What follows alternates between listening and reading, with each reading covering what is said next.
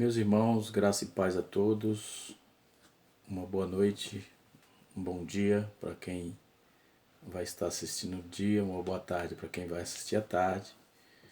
Quero nesta oportunidade agradecer a Deus por mais esta oportunidade de estarmos aqui com vocês. Você está no canal Rascunho da EBD e nesse domingo próximo, dia 13, estaremos aprendendo sobre o nascimento de um líder profético em Israel. Lição de número 2 do quarto trimestre de 2019 das lições bíblicas da CPAD, Casa Publicadora das Assembleias de Deus no Brasil. Maravilha. Quem fala com vocês é o pastor Edivaldo Pereira, aqui de São Paulo. Muito bem. O texto em classe, bíblica em classe, está inserido em 1 Samuel, capítulo de número 1, versículo de número 20 a 28. Muito bem. Partindo desse pressuposto, meus irmãos, nós podemos observar a questão, o primeiro ponto de partida a ser observado. Aqui está a nossa lição, a lição da Escola Bíblica Dominical. Aqui está, eu tenho as duas, tenho física e tenho em digital, que eu uso bastante para os cursos, toda a forma digital eu uso bastante.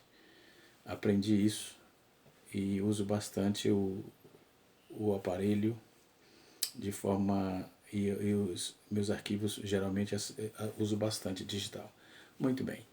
Quero no primeiro momento trazer aqui uma curiosidade aos irmãos. Não existe um só Samuel.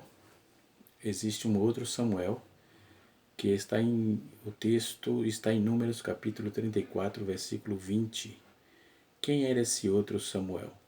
Era Samuel, filho de Amiúde. Amiúde era líder da tribo de Simeão. E o texto, no capítulo 34 de Número, vai afirmar isso aí. Muito bem. Esta é uma das curiosidades que temos para apresentar hoje no nosso canal Rascunhos da EBD. Se você gostar, você pode deixar o seu joinha, pode compartilhar, deixa aí, se inscreva, você que ainda não é inscrito, pode deixar os seus comentários, nós vamos respondendo. Na lição passada não tive nenhum comentário, ninguém falou nada. Gostaria que vocês interagissem conosco para poder não só aprimorar o nosso trabalho, como também estar respondendo algumas inquirições que possam surgir. Muito bem. Então, o texto bíblico vai falar que Ana pediu ao Senhor, isso também faz parte da nossa lição aqui, que quando diz que o texto que Ana orou a Deus e Deus deu Samuel. Samuel, dentro do contexto geral, ele vai nascer, o nascimento dele foi dentro de um contexto familiar tenebroso, do conhecimento de muitos, se não de todos, que ele nasceu num contexto tenebroso. Naqueles dias, naquela cultura, o seu pai, por exemplo, era bígamo, né? Ele era casado com duas mulheres, não é? Penina tinha filho e Ana não tinha filho. Ana até então era estéril, não é?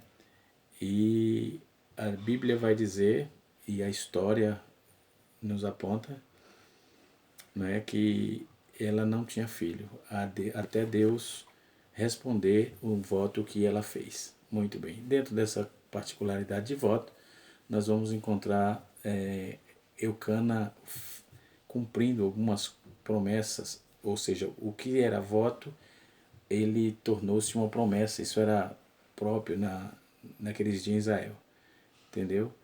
Era lei em Israel, o esposo que pegava o voto da sua esposa tornava-se em promessa.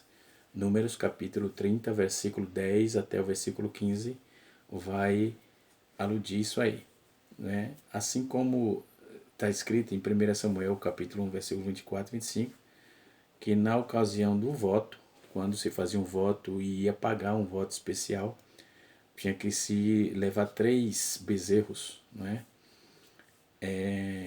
2 bezerros era entregue ao sacerdote, naquele caso ali era Eli, Depois quero falar um pouco sobre essa questão do Eli, que realmente estava perdido.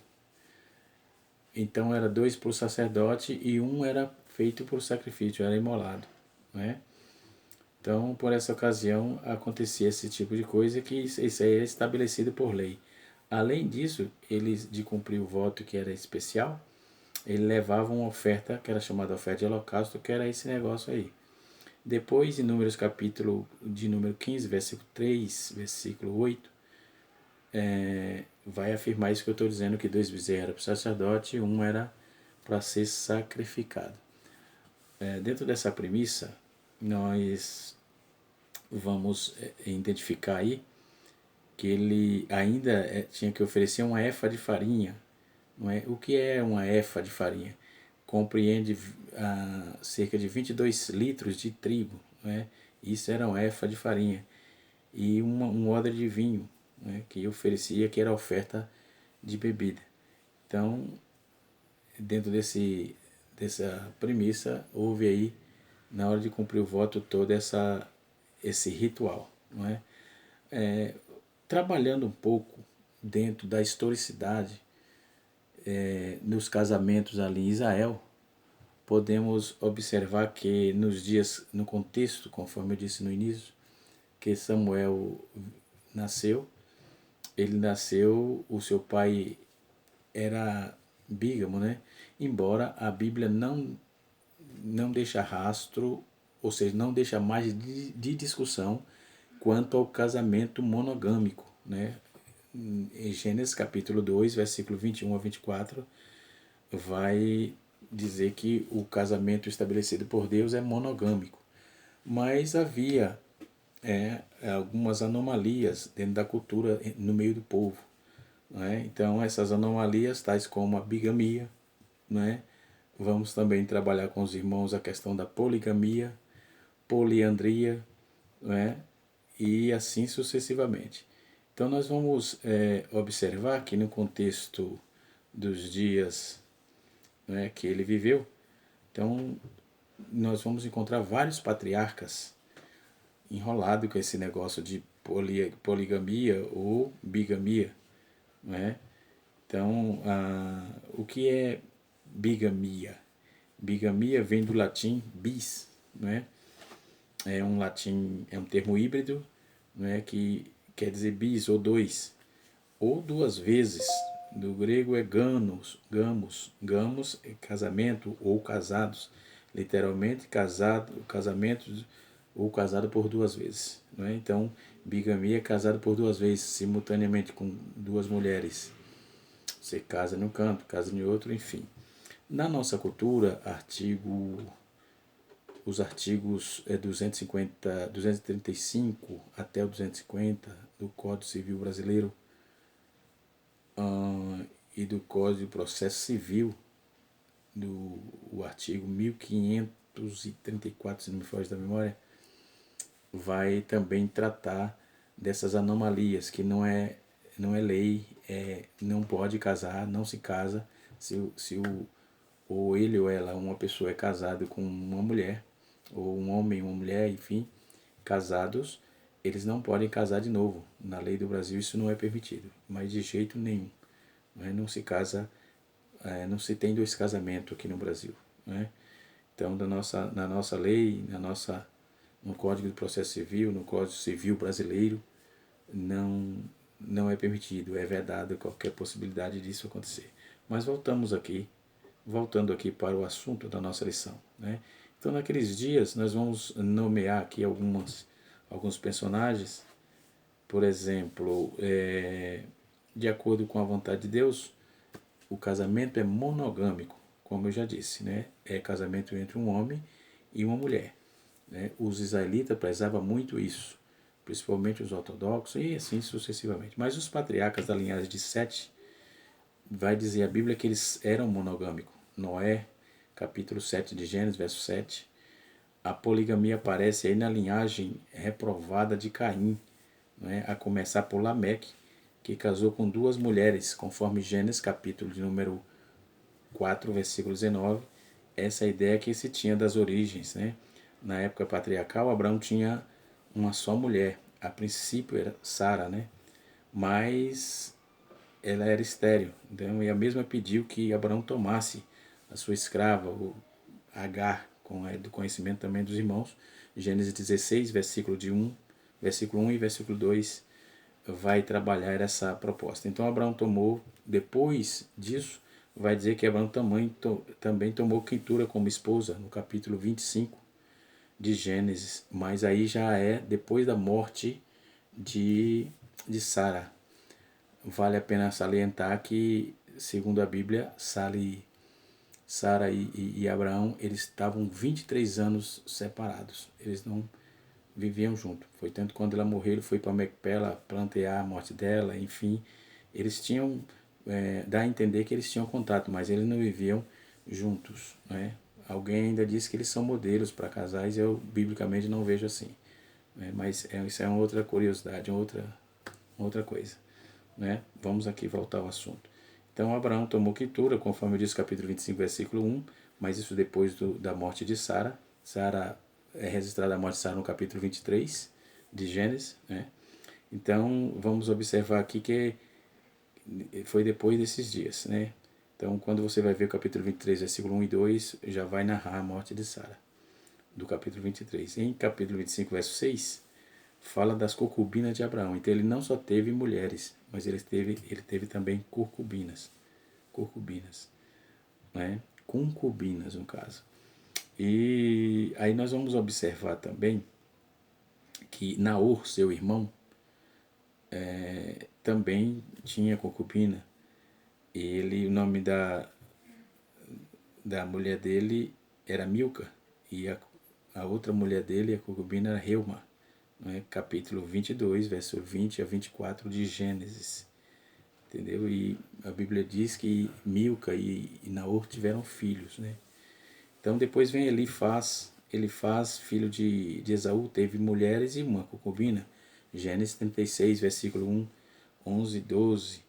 Lembrando que a proposta de Deus e o desejo de Deus é a monogamia, não bigamia, poligamia, poliandria. Até porque na Bíblia não se vê falar em poliandria. Já explico o que é poliandria, certo? Então, segundo o Código de Hammurabi, por exemplo, volta de 700, segundo o escritor Roland de Vaux, o francês, um padre francês, autor do livro As Instituições em Israel, no Antigo Testamento, ele nos diz que o Hammurabi, por volta de 1700, antes da nossa era, ele dizia que o marido não podia tomar outra esposa. Então, pode notar que até no curso de Direito a gente tem essa aula, o Código de Hammurabi, enfim, porque dali se estabelece a lei, inclusive a lei do casamento também para a sociedade, não é? Então, vemos lá, os costumes e a poligamia, por exemplo, Jacó praticou poligamia, é o primeiro que ouvimos falar. Você vai ver no capítulo 29, verso 15 a 30 de Gênesis, no capítulo 30, versículo de 1 a 9, que ele tinha Raquel, Lia e mais outras mulheres, né? Então, ele praticou poligamia.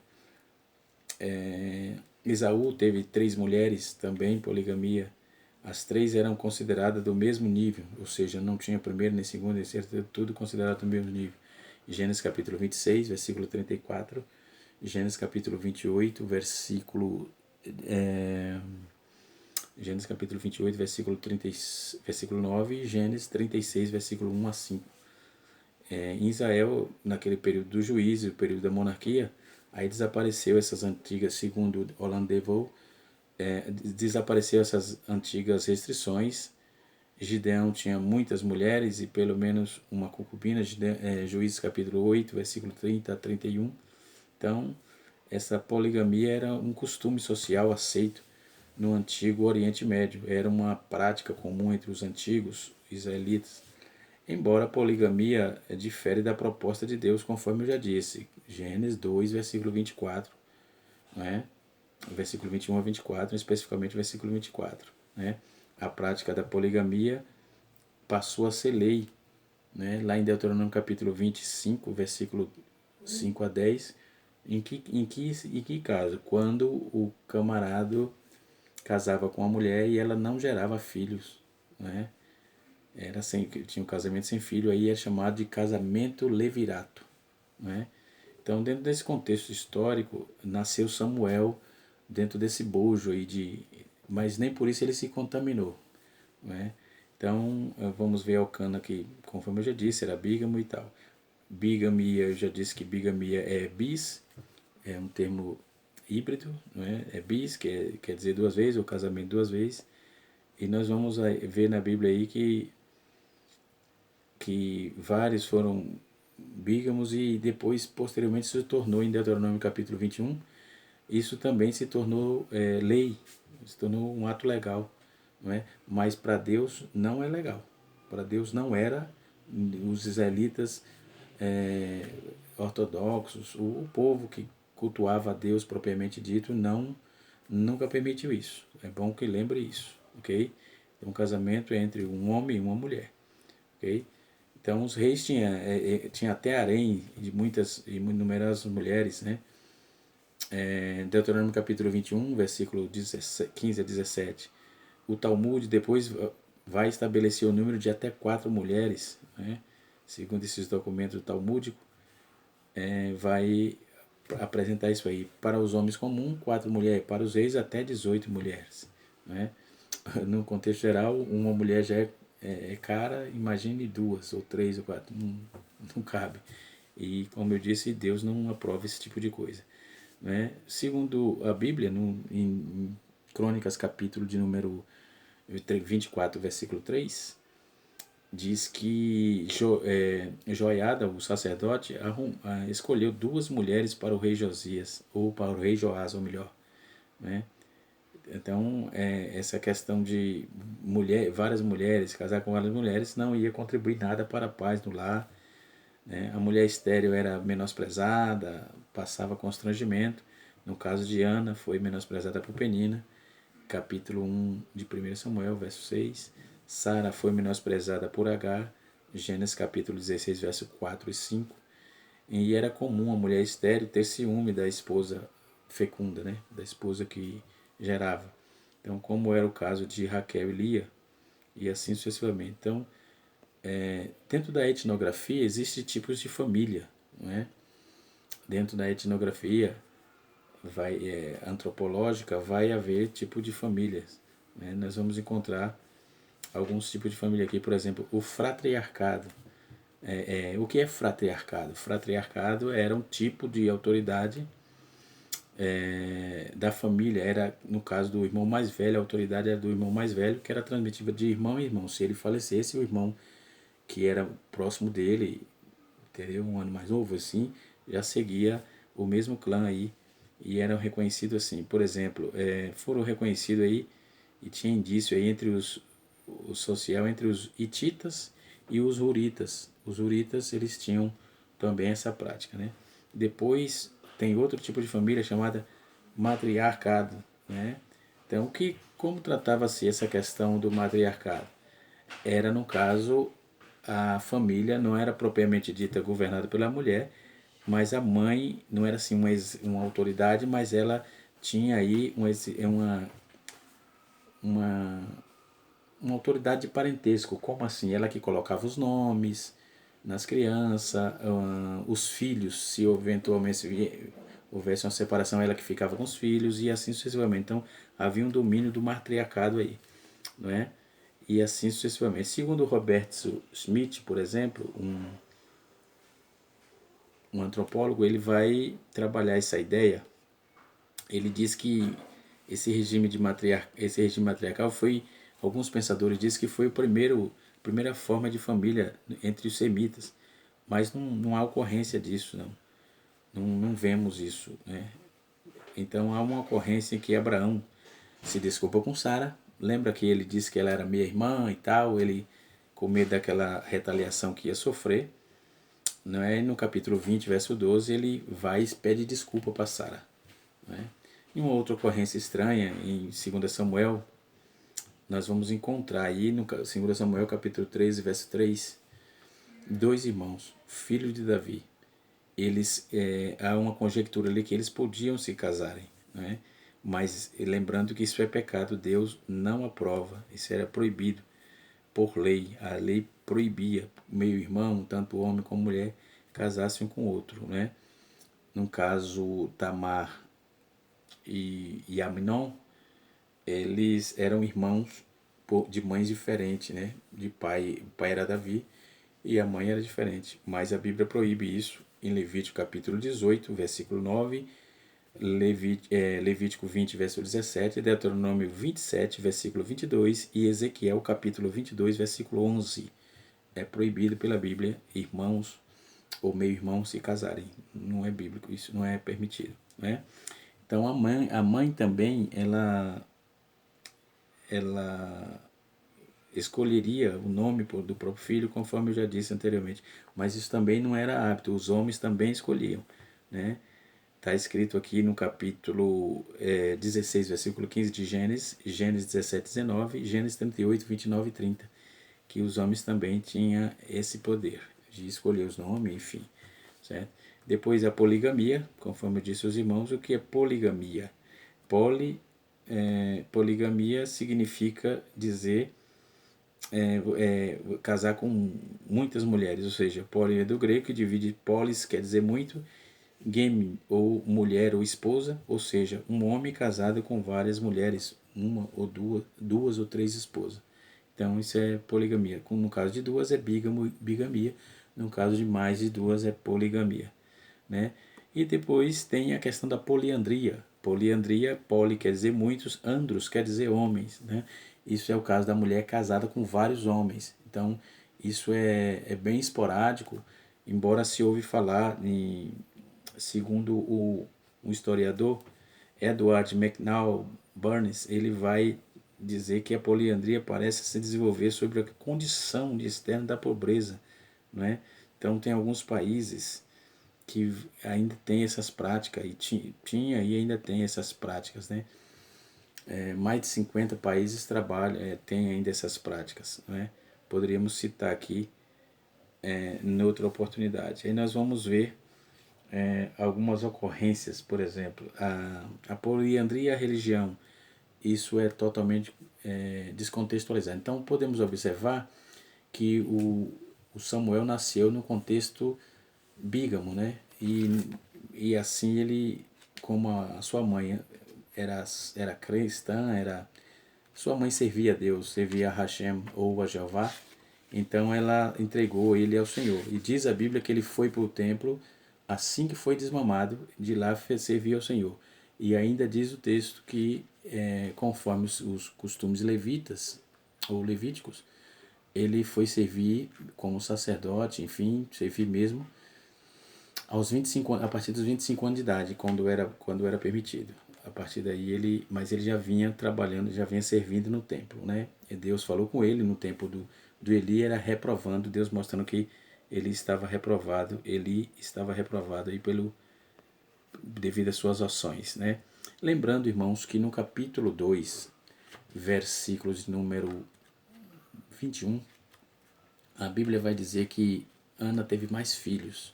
Teve mais 3 filhos e 2 filhas, não é? E então ela não só teve Samuel, mas devido à sua fertilidade que Deus propôs, devido à sua fidelidade também, ela teve mais filhos. Então a alegria foi exorbitante. E a Bíblia vai dizer, e a nossa revista propõe que o nascimento desse grande líder profético, né? Ele foi um dos homens mais proeminentes da Bíblia, depois de Moisés, entendeu? Então ele tem aí a Bíblia dá um crédito tremendo, né? E assim sucessivamente a esse homem, né? E houve uma junção de vontade de Deus com vontade de Ana incrível, porque Ana queria um filho e Deus queria um profeta, não é? E assim foi. Ele nasceu e ela entregou ao Senhor conforme o voto que ela havia feito, e Deus cumpriu tudo que ela tinha dito. Aí uma pergunta: ele era nazireu? No caso de Sansão, foi Nazireu escolhido por Deus. No caso dela, de Samuel, ele se tornou Nazireu devido ao voto da sua mãe. Não é? Então, ele é Nazireu. Ok? Então, conforme já disse os irmãos, Samuel nasceu no final do século X para o século XI. Segundo alguns cronologistas, vai dizer que ele nasceu em 1905 a 1080, né, antes de Cristo, e ele já estava estabelecido lá e tal, e assim vai. E interessante que ele era o homem, era o rei da cadeira. Geralmente você vai encontrar ele sentado, sem fazer absolutamente nada. Os filhos bagunçando, ele não fazia nada. Até no dia que ele recebeu a morte dos filhos, ele estava, Ofni e Finéias, ele estava sentado, caiu e morreu. Não é? Esse camarada aí era terrível. Não é? Dá até uma mensagem para o obreiro isso aí. Não é? Mas que Deus tenha misericórdia de nós e que nós que servimos ao Senhor, principalmente no ministério, estejamos de pé, de prontidão, não é? Para fazer a vontade e o querer de Deus. Então, o ambiente que ele nasceu, Samuel foi fruto de oração, conforme já disse os irmãos, e a nossa lição deixa muito claro isso, né? E assim sucessivamente. Quero agradecer a Deus pela vida de todos e até a próxima aula. Tenha aos superintendentes, aos alunos, aos corpo docente da escola dominical. Tenham uma boa aula, que Deus os abençoe a todos em nome de Jesus. Até a próxima aula, se Deus assim nos permitir. Graça e paz a todos.